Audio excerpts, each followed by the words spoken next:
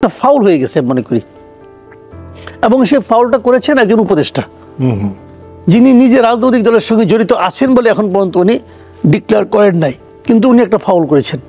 এই ফাউলটা থেকে না দুই তিনটা প্রশ্ন মানুষের মনে আসছে। কোনটার কথা বলছেন? এই মির্জা ফখরুল ইসলাম আলমগীরের একটা কথার প্রেক্ষিতে নাহিদ ইসলাম যে বক্তব্যটা দিয়েছেন, যে স্ট্যাটাসটা দিয়েছেন, আমি ওটাকে বলছি।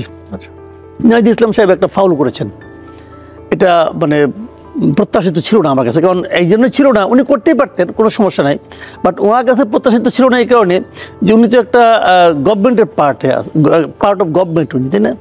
সরকারে যেহেতু আছেন, সরকারের থেকে এই কথাগুলি এইভাবে উনি বলবেন কেন, আমার কাছে এটা ক্লিয়ার না। তবে এখানে একটা জিনিস আমার কাছে মানে এটা ওনার এই কথা থেকে একটা প্রশ্ন কিন্তু আমার মধ্যে নতুন করে জন্ম নিয়েছে এই কারণে যে ওনারা আসলে কি ভাবছেন দেশের বর্তমান পরিস্থিতি নিয়ে, দেশের আগামী নির্বাচনকে ওনারা কিভাবে দেখছেন, এই বিষয়গুলো কিন্তু প্রকাশিত হয়ে গেছে। এবং সেখান থেকেও কিন্তু আমাদের জন্য একটু সুবিধা হয়েছে যে এই কথাগুলি যখন উনি বলেছেন, একদিক দিয়ে ভালো আমরা জানতে পেরেছি যে কে 111 চেয়েছিল, অথবা কোন কোন পলিটিক্যাল পার্টি দেশের জন্য কি চেয়েছিল, কারা কারা দেশের বিরুদ্ধে ষড়যন্ত্র করছে আর্মিদের সঙ্গে মিলে, এগুলোও কিন্তু আমরা কিছু কিছু জিনিস জানতে পারছি। এবং এই কিছু আমি আরও কয়েকদিন ওয়েট করবো দেখার জন্য। যেমন উনি একটা বড় অভিযোগ করেছেন যে রাজনৈতিক দলগুলো নাকি আর্মির সঙ্গে মিলে একটা ষড়যন্ত্র করছিলেন। এই অভিযোগটা আমি এই প্রথম শুনলাম আর কি, মানে এইভাবে গুরুত্বপূর্ণ জায়গা থেকে। এই ব্যাপারে রাজনৈতিক দলগুলোর মন্তব্যটা কি, অথবা আর্মির মন্তব্য কি, আর্মি কি এই ধরনের কোনো ষড়যন্ত্রে লিপ্ত ছিল আসলে? আমি আর্মির বক্তব্যটাও কিন্তু জানার জন্য কয়েকদিন ওয়েট করব যে তারা আসলে কি চাচ্ছে, মানে কেন আবার 111-এর পায়তারা উনি দেখছেন। তো আমার কাছে তো মনে হচ্ছে এই সমস্ত কথাবার্তার মাধ্যমে 111-কে ইনভাইট তো নাহিদ ইসলামই করতে যাচ্ছে বলে আমার কাছে মনে হয়েছে। এটা আমার মানে মূল্যায়ন আর কি। কাজে এই বিষয়গুলো না হলে ভালো হতো, তারপরেও হবে যে এটা অবধারিত ছিল। কারণ নির্বাচন যখন ঘনে আসবে, যতই নির্বাচন ঘনে আসবে, ততই কিন্তু অনেকেরই মুখোশ ধীরে ধীরে খুলে যাবে, অনেকের দাঁত মুখের চেহারা আমরা দেখতে পাবো। এটাই স্বাভাবিক, নির্বাচন তো একটু যুদ্ধ না। তো দেখা যাক সামনের দিকে আর কি হয়। নাহিদ ইসলামকে এখন আমি একটা দলীয় ব্যক্তি ভাবি। ওনার এই সমস্ত বক্তব্যের পরে আমার বিবেচনায় উনি একজন দলীয় ব্যক্তি। নাহিদ ইসলাম অথবা মাহফুজুল আলম, মাহফুজ আলম, এই লোকগুলিকে এখন আমি এক দলীয় ক্যারেক্টার হিসেবে চিন্তা করি, বিবেচনা করি। মানে ওনারা যে সমস্ত কথাবার্তা বলছেন, ওনারা যে খেলায় নামছে ওটা তারা পারবে না করতেও।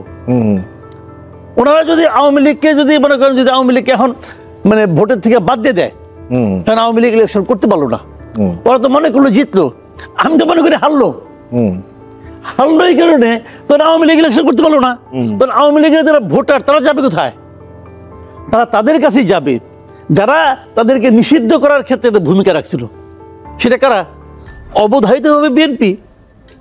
তো এটা হলো, এটা কিন্তু আমি একটা মানে জাস্ট হাইপোথেটিক্যাল কথাবার্তা বললাম, হয়তো আমাকে আমি এইভাবে বলাটা ঠিক কিনা আমি যাই না, কিন্তু আমি কিন্তু এইভাবে ফিল করি।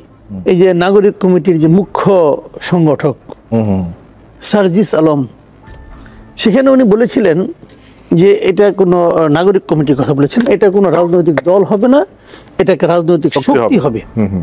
এবং রাজনৈতিক দল এবং রাজনৈতিক শক্তির মধ্যে পার্থক্যটা কি, এটা উনি সুন্দর করে একাডেমিক্যালি ডিফাইন করে দিয়েছেন।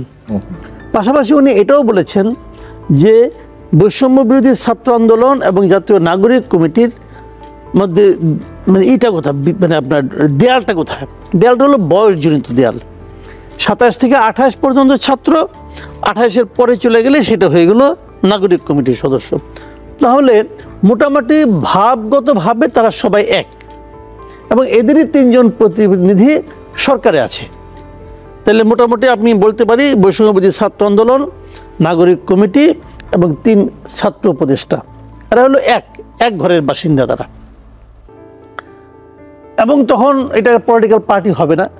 আবার পরশুদিন দেখলাম ওনাদের যে সদস্য সচিব আক্তার হোসেন, উনি বলছেন যে ফেব্রুয়ারির 2nd উইক নাগাদ তারা একটা দল হিসেবে আত্মপ্রকাশ করবে। নাম নিয়ে আলোচনা হচ্ছে, প্রায় 100-র মতো নামের প্রস্তাব এসেছে, তারা ভেবে দেখবে কোনটা হবে। তারপরে এর মধ্যে আবার আপনাদের একটা পত্রিকার রিপোর্ট দেখলাম, তাদের গঠনতন্ত্র তো তৈরি হচ্ছে। সেই গঠনতন্ত্র তারা যেদিন দলের ঘোষণা দিবে তার 2-1 দিন আগে তারা ঘোষণা করবে, এবং তারা নির্বাচনে আসবে। নির্বাচনে যে আসবে এটা আমরা আরও আগের থেকে বুঝতে পারছিলাম। কেন? যে উপদেষ্টাদের তাদেরও তো নিজ নিজ এলাকা আছে। উপদেষ্টা 3 জন ছাত্রদের 3 জনের 3টা এলাকা আছে, 3 জায়গায় বাড়ি আছে। ওই এলাকাগুলোতেও কিন্তু আওয়াজ পাওয়া যাচ্ছে যে তারা নির্বাচন করবে। আমি তো আপনার কুমিল্লা বাড়ির কাছে আছে, কুমিল্লা মুরাদনগরে, এখানে তো আমার কিছু বন্ধু বান্ধব আছে, তাদের সঙ্গে আলাপ করেছি। তারা তো বলছে যে ওনারা তো মানে আমাদের এই যে আসিফ মোহাম্মদ সজীব ভুইয়া উনি যে নির্বাচন করবেন এটা মুরাদনগরে সবাই জানে। আচ্ছা। এবং ওনার লোকজন যাচ্ছে ওখানে, উনি এর মধ্যে ওখানকার প্রশাসনেও কিছু পরিবর্তন আনছেন শোনা যাচ্ছে। কুমিল্লার মানে কুমিল্লা জেলারও কিছু প্রশাসনের চেঞ্জ আসছে। আর উনি তো এখন এলজিআইডি মিনিস্টার, ওনার সে ক্ষমতা অনেক বড় ক্ষমতা আছে, অনেক বড় ক্ষমতা, এলাকার উন্নয়নের ক্ষমতা এখন পুরো তার হাতে। তো সেক্ষেত্রে ওই এলাকায় তারা প্রভাব পড়া শুরু করেছে। এবং লক্ষ্মীপুরে খুব সম্ভবত মাহফুজ আলমের বাড়ি, খুব সম্ভবত ওখানে একজন আমাদের মানে আপনার জোটের থেকে যিনি প্রার্থী হতে পারেন তেমন একজন আমাকে ওদিন বললেন যে উনিও নাকি এলাকায় শুনেছেন যে কাজকর্ম হচ্ছে, উন্নয়নমূলক কাজের প্রতিশ্রুতি আসছে। তো যা হোক, সত্য মিথ্যা বলতে পারবো না, উনি বলতে পারবেন। তো এটা উনি আমাকে বলেছেন, একদম সরাসরি বলেছেন। তো এই ধরনের ঘটনা কিন্তু ঘটছে। তার মানে ওনারা নির্বাচনে আলটিমেটলি যাচ্ছেন। এবং যে কথাটা আপনি বললেন যে সরকারি সহায়তায়, হ্যাঁ সরকারি সহায়তা, এটা নিয়ে আর মধ্যে কোনো দ্বিধা নাই। কারণ এখন ছাত্রদল যদি কোনো একটা দেন, বাংলাদেশে এই মুহূর্তে মাঠে থাকা ছাত্র সংগঠনগুলোর মধ্যে ছাত্রদল এবং ছাত্র শিবির এই দুটো হলো বড় সংগঠন। ছাত্রদল এবং ছাত্র শিবিরের দুটো যদি একত্রিত হয়, তাদেরও ক্ষমতা নাই এই বৈষম্যবিরোধী ছাত্র আন্দোলন যখন কোনো কর্মসূচি দেয় সেটা যতটা সরকারকে স্পর্শ করে ততটা স্পর্শ করার ওদের নাই। কাজে এখানে সংখ্যাধিক্য বড় কথা নয়, বড় কথা হলো যে কে কতটা হৃদয়ের কাছাকাছি অবস্থান করে। সেই দিক দিয়ে এরা এই সরকারের হৃদয়ের খুবই কাছাকাছি অবস্থান করে এবং তারা যা কিছু করছে সরকারের আনুকূল্যেই করছে। এটা সাধারণ মানুষের মধ্যে এই ধরনের একটা পারসেপশন কাজ করে। এবং অনেক সময় দেখা যাচ্ছে এই সমস্ত ওরা বিভিন্ন জায়গায় যাচ্ছে, প্রশাসনের নানা ধরনের প্রোটোকল পাচ্ছে। এবং জেলা পর্যায়ে যদি আপনাদের পরিচিত বন্ধুবান্ধবদের মধ্যে অথবা ছোট ভাইদের মধ্যে কেউ, এখন তো আমাদের যে বয়স ছোট ভাই হবে, ছোট ভাইদের মধ্যে যদি কেউ ডিসি থাকেন, একটু আলাপ করে দেখেন যে ডিসি সাহেবদের কাজকর্মে কে কতটা প্রভাব বিস্তার করছে।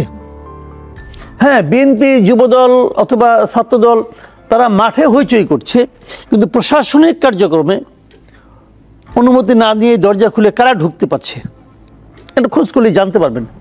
কাজে তারা কিন্তু প্রশাসনিক হেল্প পাচ্ছে। এখন তারা যদি একটা পলিটিক্যাল পার্টি করতে চায় এবং উদ্যোগ নেয়, আমি নিশ্চিতভাবে এই দেশে বলতে পারি যে দেশের মানুষ ভাববে তারা আসলে সরকারের আনুকূল্যেই এই পার্টিটা করছে, এটা মানুষ মনে করবে এবং এটা আমিও মনে করব। তাই হচ্ছে আলটিমেটলি। এবং এইটা ওনারা কি ভাবছেন আমি জানি না, এটা হবে নতুন পলিটিক্যাল পার্টির জন্য সবচেয়ে বড় কলঙ্ক। এই কলঙ্ক কেবল তাদের সারা জীবন বয়ে বেড়াতে হবে তা না, এই কলঙ্কের কারণে তাদের ডুবেও যেতে হতে পারে। তারা এই ভুলটা কেন করছে এটা আমি বুঝতে পারছি না। বাংলাদেশের ইতিহাসে কখনো এইভাবে সরকারের আনুকূল্যে কোনো দল গড়ে উঠলে সেই দল ভালো করতে পারে এমন ইতিহাস নাই। সাধারণ মানুষ এটাকে পছন্দ করে না। তাহলে আপনি বলবেন বিএনপির কথা, জাতীয় পার্টির কথা, হ্যাঁ এটা বলবেন এই কারণে ওই দলগুলোর ওই সময় প্রধান যিনি উনি রাষ্ট্র ক্ষমতায় ছিলেন, উনি সরাসরি বলতেন এটা আমার পার্টি, আমি বানিয়েছি। উনি ছিলেন সেই পার্টির প্রতিষ্ঠাতা, এরকম অনেকটা। কিন্তু এখানে তো আর ডক্টর ইউনূস দায়িত্ব নিয়ে বলবেন এটা আমার পার্টি। ডক্টর ইউনূস যদি বলতো তাহলে এক কথা ছিল, কিন্তু তা তো উনি বলবেন না। তখন এটা হবে কি জানেন, এটা হবে ওই কিংস পার্টি, আরেকটা কিংস পার্টি। কিংস পার্টির ভবিষ্যৎ পৃথিবীর কোথাও ভালো হয় না, অর্থাৎ এটাই মনে হয়। দেখেন আইন শৃঙ্খলার ব্যাপারটা কি, মানে খুনটাই কিন্তু একমাত্র প্যারামিটার নয়। আপনি মানুষকে জিজ্ঞাসা করে দেখেন, মানুষ যে কোনো অভিযোগ নিয়ে লোকজন তো থানায় যায়। আপনি যে কোনো ঢাকা শহরে, আমি একটা এক্সপেরিমেন্ট আপনাকে বলি, যে কোনো একটা থানার সামনে যে আপনি ঘন্টা দুয়েক দাঁড়ায় থাকেন চুপচাপ, দাঁড়ায় দেখেন থানায় কয়টা লোক ঢুকে এবং কয়টা লোক বেরিয়ে আসে। বেরিয়ে আসার সময় তারা কি মনোভাব নিয়ে বের হয়ে আসে। মানুষ থানাগুলোতে যে কোনো রকম আশার বাণী পায় না এখন আর। ক্ষুধা না করুক, যদি রাস্তায় আপনার কখনো মোবাইল ছিনতাই হয়, আপনি যে থানায় যাবেন, যে বলবেন, আপনি থানার যিনি লিখবেন ওনার লেখায় এবং কথায় আপনি এমন কোনো ভরসা পাবেন না যেটা আবার ফেরত পাওয়ার কোনো সম্ভাবনা আছে। কারণ ওনারা তো কোথাও যাবেন না, কারণ ওনারা তো ওনাদের মধ্যে এই যে বলে না যে পুলিশের মনোবল ভেঙে গেছে। মনোবল ভাঙবে, ভাঙাটা খুবই স্বাভাবিক ছিল। স্বাভাবিক কেন, পুলিশ তো এই পুরো আন্দোলনে একটা পক্ষ হয়ে গেছিল। জি, ছাত্ররা সরকার বিরোধী আন্দোলন করেছে, সরকারকে নামাতে চেয়েছে। পুলিশের দায়িত্ব ছিল সে আন্দোলনকে থামানো। তাহলে ছাত্র এবং পুলিশ তো মুখোমুখি ছিল রে ভাই, ছিল না? ছিল তো। এখন আপনি যে পুলিশকে বলবেন, পুলিশের মনোবলটা আপনি কেমনি ফিরিয়ে আনবেন? আপনি যে পুলিশকে বলবেন যে তুমি পুলিশ যে গুলি করেছো তুমি আসলে গুলি করো নাই, তোমাকে গুলি করতে বাধ্য করা হয়েছে, পেছনের লোকগুলো তোমাকে গুলি করতে বাধ্য করেছে, তাকে যে আপনি এই কথাটা বলবেন, আপনি তো এই কথাটা বলার মতো অবস্থা আপনি ছিলেন না। আপনি কিন্তু পুলিশকে ব্লেম করেই গেছেন। ব্লেম করে আবার তাকে থানার মধ্যে থাকতে বলছেন, থাকতে বলে তার হাতে অস্ত্র দিচ্ছেন, আবার বলছেন এই অস্ত্র তুমি আইন শৃঙ্খলা রক্ষায় ব্যবহার করো। পুলিশ দু এক জায়গায় ব্যবহার করতে যে হোঁচট খেয়েছে, হোঁচট খেয়েছে কিন্তু। এবং হোঁচট খেতে যে তারা কি দেখেছে, আপনি বিচার করবেন না করেন না, কিন্তু আপনি যখন ইন্ডেমনিটির কথা বলে দেন যে এই সময় যত পুলিশ মারা গেছে তাদের কোনো বিচার হবে না, তখন এটা আপনি বলেন, তখন কি আর মনোবল বলতে কিছু থাকে? পুলিশের থাকে না তো। তো আপনি তার মনোবল কিভাবে, আমি বলছি না যে পুলিশের যে পায়ে ধরতে হবে, আমি বলছি না পুলিশকে যে কিছুকে দিতে হবে, আমি এই লাইনে কিন্তু আমি যাচ্ছি না। বাট আমি বলতে চাচ্ছি আপনি তো এই পুলিশকে সবাইকে বাদ দেন, যদি বাদ দিতেন এই পুলিশ সব বাদ, আমি সব ফ্রেশ পুলিশ নিব, নেন তাহলে ঠিক আছে, কোনো সমস্যা নেই, বিপ্লবী পুলিশ সবাই হবে, কাজ করবে, কোনো প্রবলেম নাই। কিন্তু আপনি তো এই পুলিশদেরকে বাদও দিচ্ছেন না, রেখেই দিচ্ছেন, দিয়ে বলতেছেন তোমার মনোবল নাই কেন? তাহলে তো হবে না। আবার মনোবল থাকার মতো কোনো কাজও আপনি করছেন না, করছেন না তো। আপনি দেখেন একটা এই আন্দোলনের সময় পুলিশ মারা গেছে, সাধারণ ছাত্রছাত্রীও মারা গেছে, পুলিশের অফিসার কিন্তু কেউ মারা যায় নাই, মারা গেছে কনস্টেবল, মারা গেছে ট্রাফিক পুলিশেরাও মারা গেছে। যারা মারা গেছে আপনি যত কিছু বলেন, যত বিপ্লবে যত উদাহরণই দেন না কেন ভাই, আমার কাছে এটা অমানবিক থেকে যে একটা মৃত পুলিশকে উল্টো করে টাঙায় রাখা, এটা আমি এই দৃশ্য আমি দেখতে চাই না। এটাতে অনেক বলছে, আমাদের সমন্বয়করা বলছেন এতে নাকি আন্দোলনের গতি বৃদ্ধিপ্রাপ্ত হয়েছে, এতে নাকি স্টুডেন্টদের মনোবল বেড়েছে। আমার কাছে এটা আমি এটা মানি না, আমার কাছে এটা মনে হয় না। এই দৃশ্য দেখার পর আন্দোলনের মানুষ হিংস্রতা বাড়তে পারে, কিন্তু আন্দোলনের মনোবল বেড়েছে এটা আমি মনে করি না পার্সোনালি। বাঙালি এত নিষ্ঠুর জাতি না, আমি যেটা মনে করি মানুষ তার নীতিবোধ দিয়েই জয় করতে পারে। নৈতিকভাবেই শেখ হাসিনার পরাজয় হয়েছিল। তো পুলিশকে তো শেখ হাসিনা একটা পার্টি বানিয়ে ফেলেছিল। তো সেই পুলিশের সবাই কি স্বেচ্ছায় ছিল কিনা সেটা নিয়ে বিতর্ক হতে পারে, এটা নিয়ে মনোবিজ্ঞানীদের সঙ্গে পুলিশদের নিয়ে বসানো যেতে পারে, পুলিশের মানসিক অবস্থা নিয়ে আপনার নানা রকম চিকিৎসা চলতে পারে, সবই হতে পারে। কিন্তু তার কোনোটাই কি আপনি করেছেন? দৃশ্যমান কি করেছেন? একটা কমিশন করেছেন, এই কমিশনের রিপোর্ট পড়তে যে আমি নিজে ক্লান্ত হয়ে গেছি, এটার মধ্যে কি আছে, কি আমি তো কিছু পাইলাম না এখানে কিছু। আবার দেখো রিপোর্টের চলছে, আলোচনা অনেক লম্বা সময় লাগবে। কাজের মধ্যে কাজ কি করছে, আর একটা পোশাক পরিবর্তন করছে। তো এই পোশাক দেখে আমি খামোশ। ঠিক আছে, পোশাক পরিবর্তন না পরিবর্তনের অনেক ব্যাখ্যা আছে, কিন্তু যেটা বানাইছে এটা তো দেখতেও ভালো লাগে না রে ভাই, এটা তো দেখতেও ভালো লাগে না। র্যাবের যে পোশাকটা বানাইছে এটা দেখে মনে হয় কি র্যাবকে উদ্দেশ্য ছিল র্যাবকে বিলাই বানাই দেওয়া। তো ভাই র্যাব বিলুপ্ত করে দেন না, অসুবিধা কি? র্যাবকে র্যাব আগে আসলে বাঘ আর বানাইছে বিলাই, পোশাক দিয়ে বিলাই বানাইছে। এবং আরো ইন্টারেস্টিং কি, 3টা মডেল নিয়ে আসছে, মডেলটা 3টা গায়ে দিচ্ছে, র্যাবের যে পোশাকটা তিনি গায়ে দিচ্ছে। ওরা ভাবতে কেমন হচ্ছে ওনাকে মাত্র ঘুমের থেকে উঠাই নিয়ে আসছে, উঠাই নিয়ে এটা পর দাঁড়া, এবং ওরা আবার কিঞ্চিত আমার মতো ভুরিও আছে। তো সব মিলেয়া র্যাবকে একটা বিড়াল বানানো হয়েছে। তো এইগুলি করে কি আপনি পুলিশের মনোবল রক্ষা করতে পারবেন? পারবেন না।